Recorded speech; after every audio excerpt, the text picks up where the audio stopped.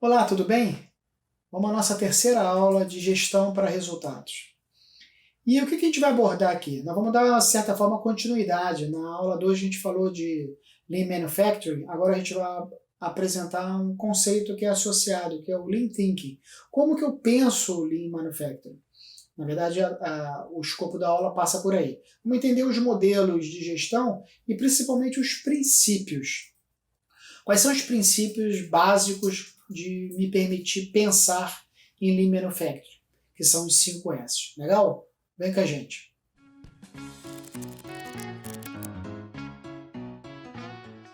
Antes da gente falar do Lean Thinking, vamos resgatar um pouquinho aqui os pilares da produção enxuta. A produção enxuta nos exige, só recapitulando, depois se você tiver maior dúvida, vai lá na aula 2, ela trata de melhoria contínua de processos.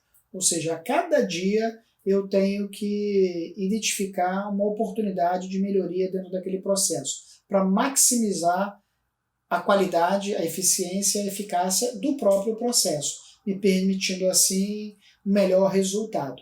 Ou seja, o primeiro pilar do conceito de produção enxuta é evitar desperdício, né, nos processos de produção. O segundo pilar aí, vamos resgatar da mesma forma, é combater a sobrecarga, ou seja, evitar o retrabalho.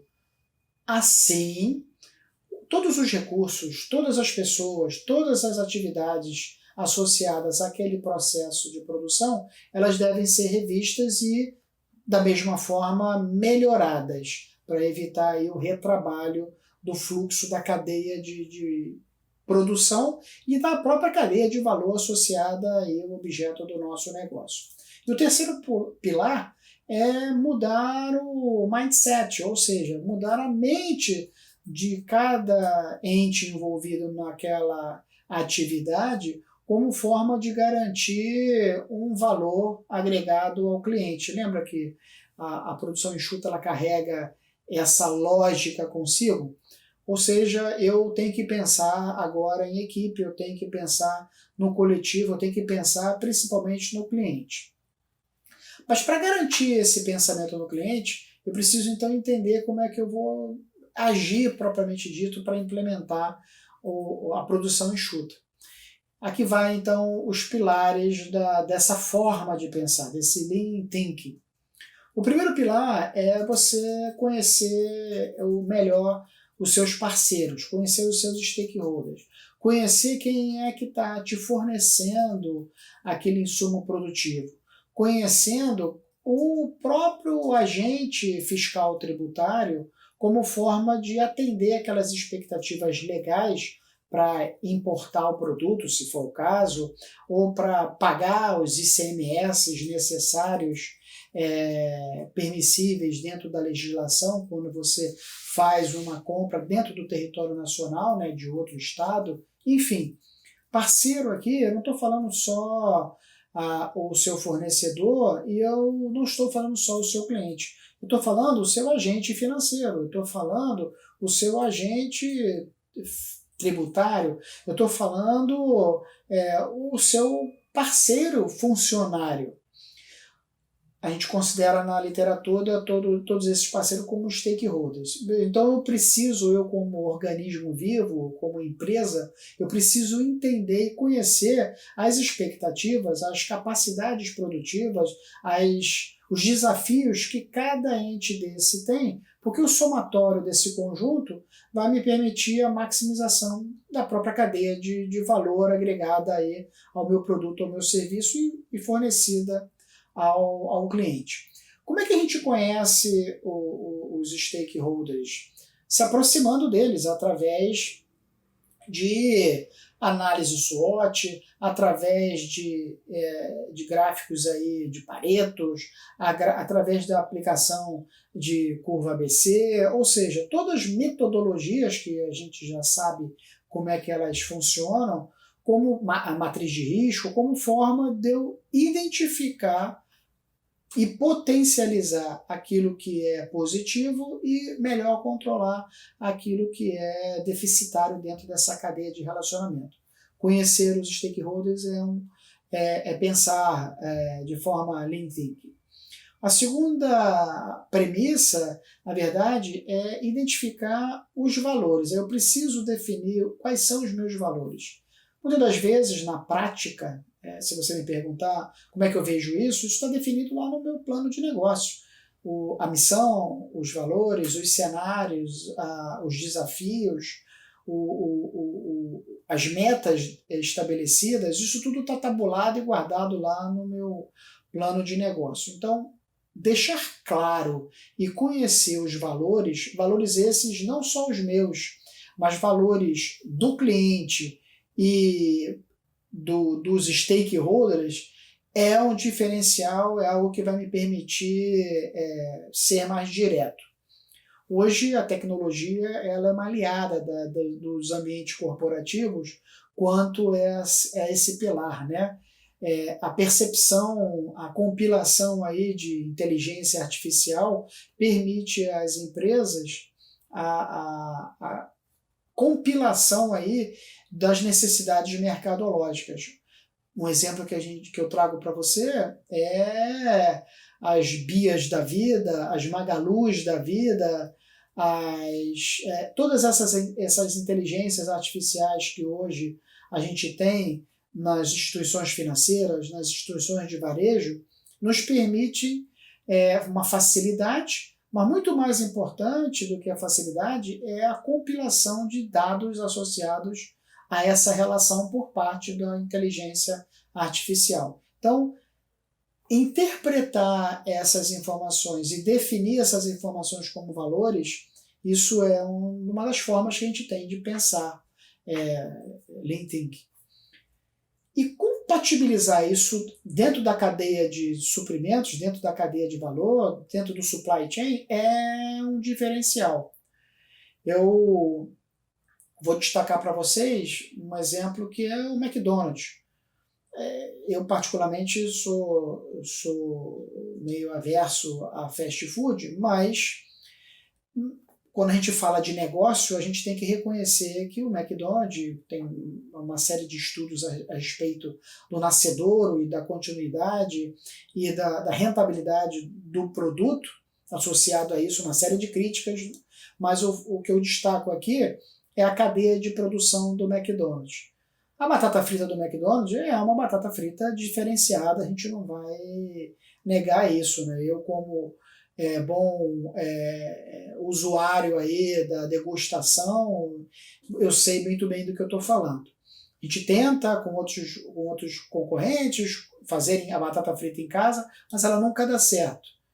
Se a gente for estudar sobre a dedicação que o McDonald's tem junto da cadeia de valor, desde o processo de produção até o processo de comercialização da batata, é algo ímpar, e ela aplica na veia o conceito do Lean Thinking, onde a seleção do fornecedor, a seleção do solo, a seleção da semente, a seleção da forma de transporte, o acompanhamento aí da entrega, do abastecimento, do esvaziamento dos caminhões, no caso, entrando nas esteiras produtivas, tudo isso é uma forma de pensar Lean Thinking e que o McDonald's trata com muita propriedade essa questão.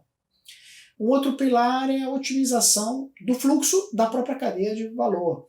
E como é que eu otimizo? Através de sincronismo. E como é que eu tenho sincronismo? Através do conhecimento. Observe que as palavras que nós estamos falando, elas são casadas entre si. Eu preciso conhecer para ter sincronismo, para me permitir otimização do fluxo de dinheiro, de serviço e de negócio. Seria então mais um pilar associado aí a pensar de forma enxuta, seria a otimização dos fluxos de produção. O outro pilar é pensar no sistema pool, ou seja, a cadeia de suprimentos ela está efetivamente conectada, mas puxando sempre a etapa anterior, exigindo, cobrando da etapa anterior a produção para atender as expectativas dela. Se a gente fosse exemplificar, como se fosse aqui a nossa relação, né? Eu compartilho o conhecimento, apresento para você o tema, você absorve, faz as atividades, mas depois eu puxo de você se esse conhecimento ele foi entendido de uma forma adequada quando eu aplico uma prova, quando eu aplico um teste para garantir justamente essa percepção. O sistema pull no supply chain é uma forma thinking de pensar enxuto. A busca pela perfeição e o pensar diferente são dois pilares também que eu destaco para a gente compartilhar. A busca da perfeição é a todo momento eu rodando um PDCA. Lembra do PDCA? Que é uma ferramenta de gestão que certamente a gente já viu? Pois é. Cada dia, em cada rotina, eu rodo o meu PDCA, quer mental, quer técnico. Assim como na nossa relação, mais uma vez eu vou te dar o exemplo dessa nossa relação virtual, né, remota. Eu preciso pensar amanhã uma forma diferente de apresentar o conteúdo para você do que eu estou apresentando agora. Eu preciso te chamar mais a sua atenção, eu preciso dar mais exemplo, eu preciso melhorar a relação.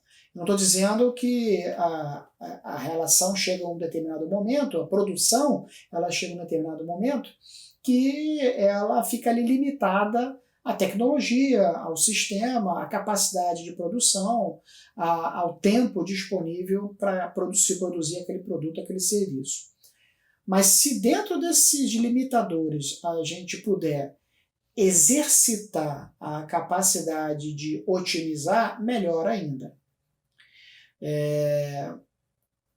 Pensar de forma otimizada, buscando a inovação. Ou seja, no momento que eu crio algo diferente, mais rápido e mais eficaz, eu estou meio que comendo um pedaço do meu mercado, pedaço esse que era de forma comedida tratado pelo meu concorrente, por exemplo. Ou seja, vamos entender, em resumo, os quesitos necessários para a gente implementar essa filosofia thinking, né, essa lean thinking. Flexibilização. Eu pensar de forma flexível, eu trabalhar de forma flexível. Um exemplo disso é minhas linhas de produção. Quando eu defino a minha linha de produção, eu tenho que pensar em vários tipos de produto usando aquele mesmo espaço do processo de produção. Como a filosofia ela nasce de uma montadora de veículo, eu vou dar para vocês um exemplo de montadora de veículo. Se você for observar o modelo dos carros que estão rodando atualmente, eles têm mais ou menos a mesma cara, mais ou menos o mesmo farol, mais ou menos a mesma fachada se eles forem de uma mesma montadora. A gente dá o exemplo aqui dos carros da Citroën. Os carros da Citroën é o C3, o C4, o C6. Observe que a própria produção ela já segue um determinado rótulo, né? O C de Citroën, modelo 3, modelo 4, modelo 6 e assim sucessivamente. Isso já cria uma identidade. A flexibilização aí no caso, ela parte da base da plataforma produtiva. A diferença entre os carros é o tamanho, mas a cara do carro ela é mais ou menos igual. O farol ele tem mais ou menos o mesmo formato para você criar uma mesma identidade associada àquela montadora. Os modelos de carro são diferentes, as propostas são diferentes, os designers, os interiores, os tipos, os custos são diferentes, sim. Mas se você tem a capacidade de montar uma mesma plataforma e nessa plataforma você só ir incluindo peças adicionais, isso barateia o seu custo de produção. É igual uma padaria, né? O forno é um só, o padeiro é um só, a massa é uma só. Os tipos de pães que são diferentes. Eu não preciso ter uma massa diferente para cada pão. Aí o formato do pão, boto um pouquinho de sal, pão de sal. Boto um pouquinho de açúcar, pão doce e assim sucessivamente. Isso é uma forma de pensar de forma enxuta. Um outro pilar que eu trago aqui para você é a produção nivelada, ou seja, que está associado à flexibilização de produtos. Produção nivelada é eu controlar as minhas unidades produtivas para elas estarem executando as mesmas tarefas quase que ao mesmo tempo. A gente pode trazer aqui para você um exemplo seu mesmo. Hoje eu tenho certeza que você está assistindo essa nossa aula e conectado com o WhatsApp, assistindo televisão, conversando com um colega no outro aplicativo, postando uma foto sua. Você está fazendo 1000 coisas ao mesmo tempo. Traduzindo essa metáfora aí para o processo de produção, as indústrias hoje elas têm que rodar vários elementos da sua cadeia de valor ao mesmo tempo para encurtar o espaço entre um processo e outro e, consequentemente, baratear a produção de uma forma eficaz. Para que isso aconteça, eu preciso desenhar de forma clara o meu fluxo de material e o meu talk time, que é justamente o tempo disponível que eu tenho versus a quantidade necessária que eu tenho. Eu tenho que compatibilizar receber o insumo da produção exatamente na hora certa, para que eu potencialize a utilização dos recursos que eu tenho ao máximo no tempo mínimo. Esse break-even aí, esse ponto de equilíbrio da combinação entre garantir o controle do fluxo, garantir o talk time de uma forma eficaz, vai me permitir um diferencial. Isso funciona muito bem num conceito que a gente nem percebe, mas é real, que são esses entregadores de comida, né? Os iFoods da vida, esses aplicativos do iFood da vida. O aplicativo iFood, ele está lá inerte, parado, e no momento que você dispara o pedido, ele automaticamente define um tempo de entrega, né? Eu vou te entregar em meia hora, em 20 minutos, versus a quantidade que você quer. Se você quer uma quantidade maior, vai demorar um pouquinho mais. Se você quer ali um sanduíche, alguma coisa nesse sentido, ele te entrega muito mais rápido, porque o processo de produção ele se dá de forma mais rápida, a entrega, o transporte se dá da mesma forma, e dependendo do tempo, da distância que você tem ali daquele restaurante, ele fica mais rápido ainda. Então, a implementação de sistemas como os iFoods da vida, eu acho que é um bom exemplo interessante, ele te permite uma velocidade, pensar de forma enxuta, sem contratar mão de obra. A maioria desses motoqueiros, eles são terceirizados. Eles não fazem parte do core, do negócio lá que produz a comida do restaurante. Então eu contrato para atender a minha demanda pontual de forma específica. Isso é pensar de forma enxuta. Para que isso aconteça, eu preciso ter equipes antenadas, né? As pessoas comprometidas com essa filosofia. E quais são, então, os princípios que norteiam, que vão me permitir cumprir a eficiência, a flexibilização, o fluxo contínuo de material somente casado com o tempo necessário e a quantidade necessária? Como é que a gente pensa dessa forma?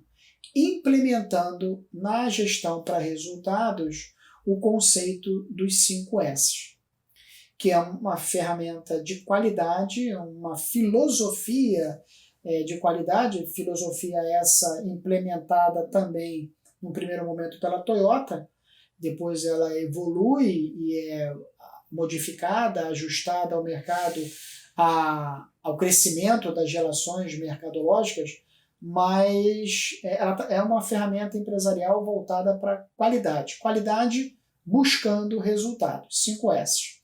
As palavras vocês viram na tela, são palavras orientais, mas vamos traduzi-las aqui nesse outro slide. São sensos, percepção, associada a todos eles à qualidade do processo de produção. Não vamos falar aqui de gestão de qualidade. Vamos falar de gestão de qualidade associada à produção. A produção não só do chão de fábrica, a produção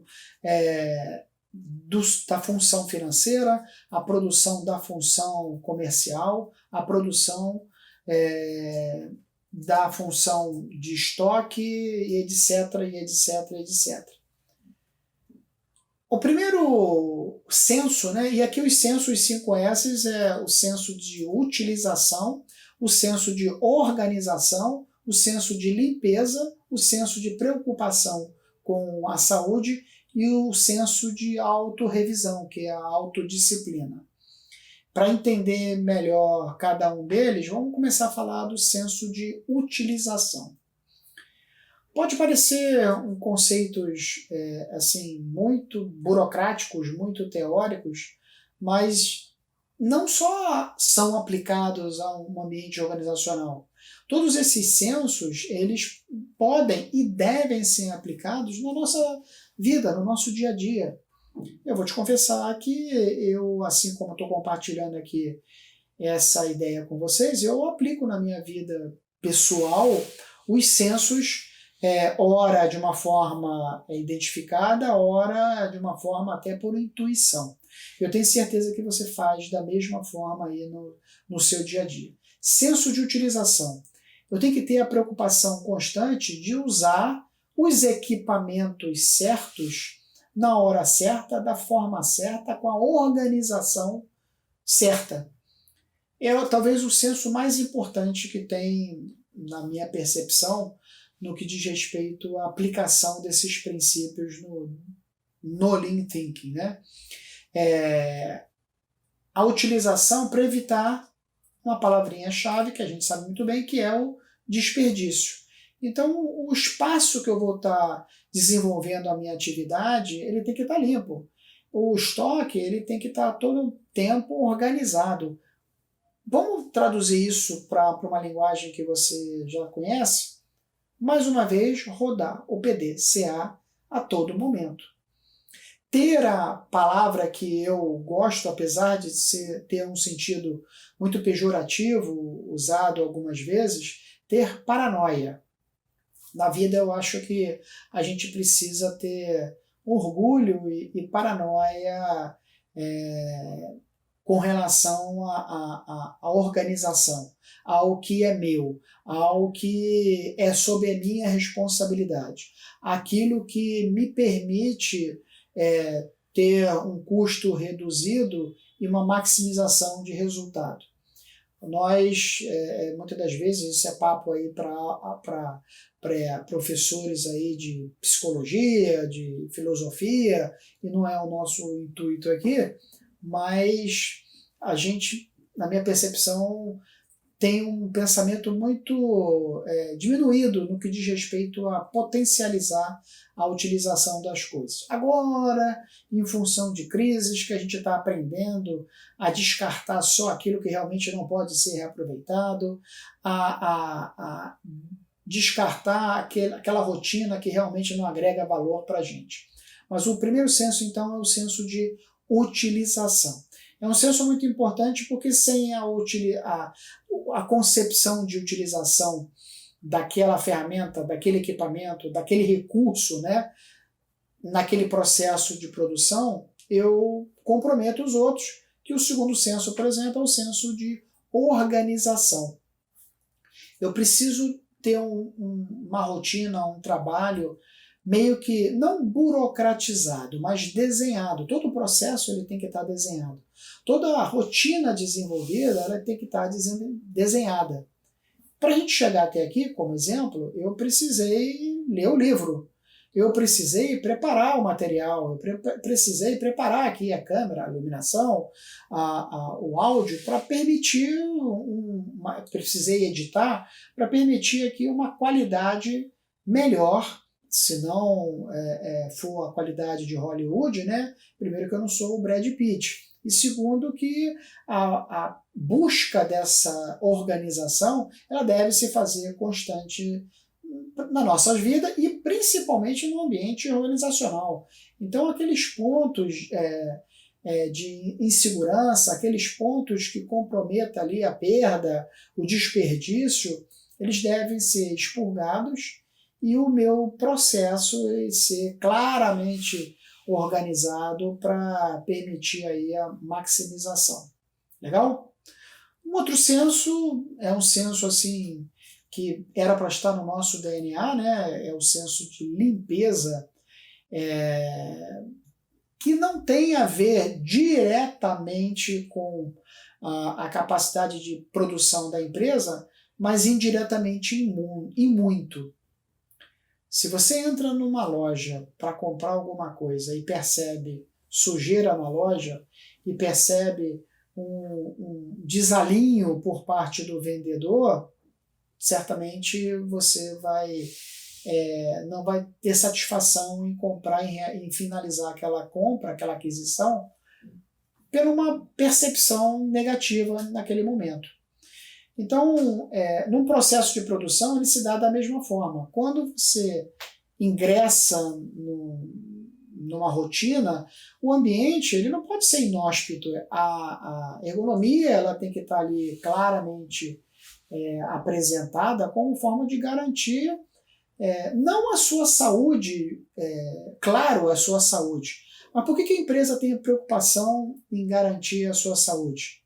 Pelos seus lindos olhos? Pode até ser, mas principalmente pela sua produtividade, porque se você falta por uma doença, se você se ausenta por ter que ir ao médico e atrasando a sua produção, você vai comprometer a performance. Comprometendo a performance, você vai impactar nos resultados anteriormente desenhados no plano de negócios daquela área da empresa como um todo.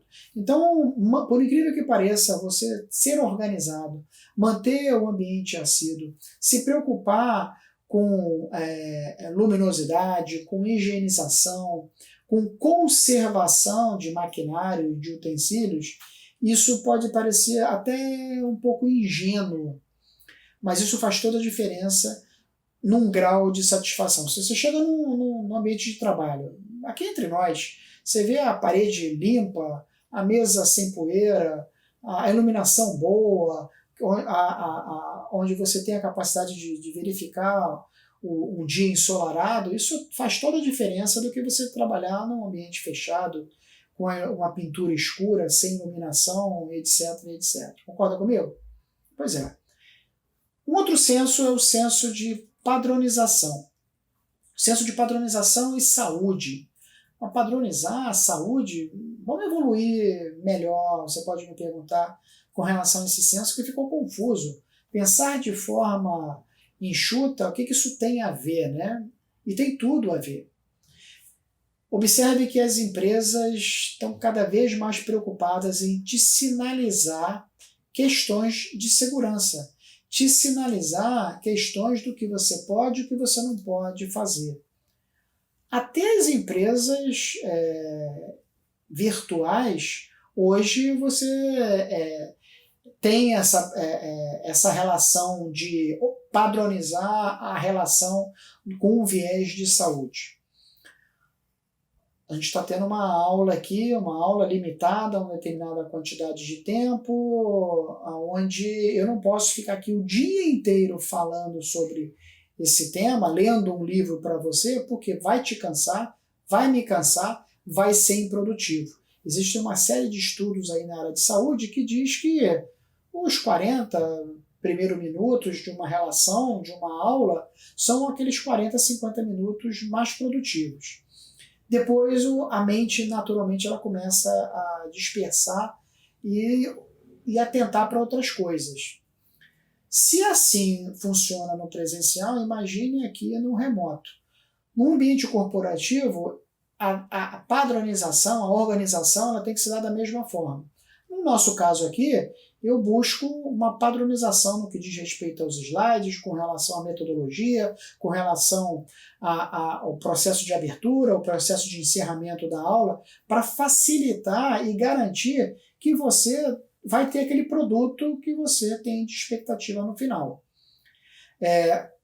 Um ambiente corporativo ele se dá da mesma forma. Ele precisa ter uma padronização quanto ao tempo de entrega, ele precisa ter uma padronização quanto à utilização dos espaços, do que pode ser utilizado, o que não pode ser utilizado, respeitando a cadeia de valor, com relação à segurança daquela tecnologia, daquele capital e da própria pessoa. Claro, né? Aqui eu não estou falando só do elemento humano, eu estou falando do hardware, do software e do human também.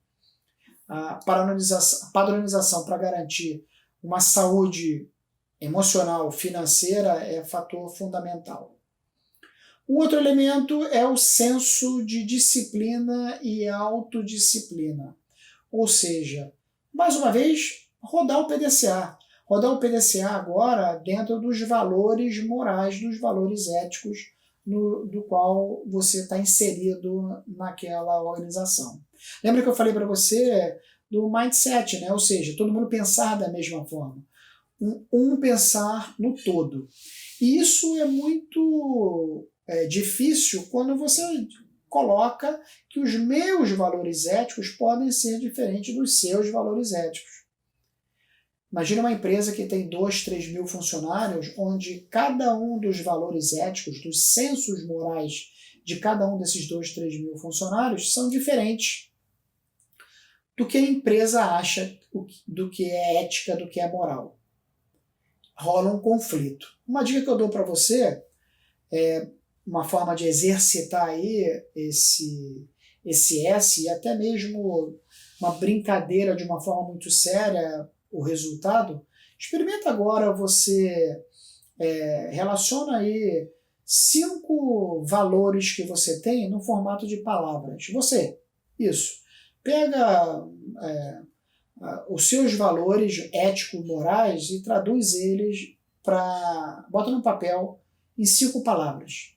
Fala determinação, perseverança, esforço, enfim, são os seus valores. Bota eles, traduz eles no papel. Entra no site agora da sua empresa, da empresa que você trabalha ou da empresa que você pretende trabalhar. Naquela empresa que você sonha trabalhar. Vai lá no site da empresa. Entra lá no site dela. Verifica agora se alguma dessas palavras suas aparece na missão, na visão, nos valores do site da empresa. Navega lá, navega mais, se esforça. Navega todas as páginas lá do site e vê se essas suas palavras aparecem lá. Apareceram? Avance uma casa. Se essas palavras, a maioria delas apareceram no site da empresa, na missão da empresa, nos valores da empresa, nas estratégias da empresa, significa dizer que o casamento é melhor, é mais perfeito entre você, os seus valores éticos morais e os valores éticos morais da empresa. Agora, a recíproca também é verdadeira. Se você navega na empresa que você sonha em trabalhar, e nenhuma dessas palavras está lá, mande o currículo, tenha boa sorte, eu torço por você, mas a probabilidade da forma de pensar da empresa, da filosofia de trabalho, do thinking da empresa ser diferente do seu é maior. E aí, quando o casamento não nasce legal, ele pode se acertar, mas a probabilidade de dar erro é muito maior. O que o censo traz para a gente é basicamente isso. É a compatibilidade da qualidade, das relações, dos procedimentos administrativos e financeiros da instituição para com os seus e vice-versa. Por isso que as empresas institucionalizam seus códigos de ética e pede para você assinar. Não sei se você já teve essa experiência, mas se você não teve, você ainda vai ter. Quando você entra numa empresa, você assina um termo de responsabilidade dizendo que você vai ser ético, moral, não vai usar os equipamentos da empresa de uma forma leviana, contra as regras, ou as legislações pertinentes, etc, etc, etc. O que a empresa está dizendo para você? Venha para o meu lado e aceite a minha disciplina e passe a partir de agora casar comigo nos seus valores essa disciplina. Esse conflito é um conflito longo, né?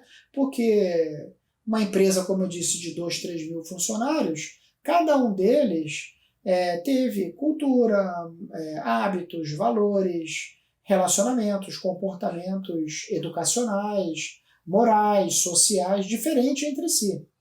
E aí, quando você pega esse conjunto de elementos que formam aí os valores morais e casam com os valores morais agora de uma pessoa jurídica, o conflito é natural, mas o exercício desse princípio passa pelo pressuposto de busca da equalização dessas informações.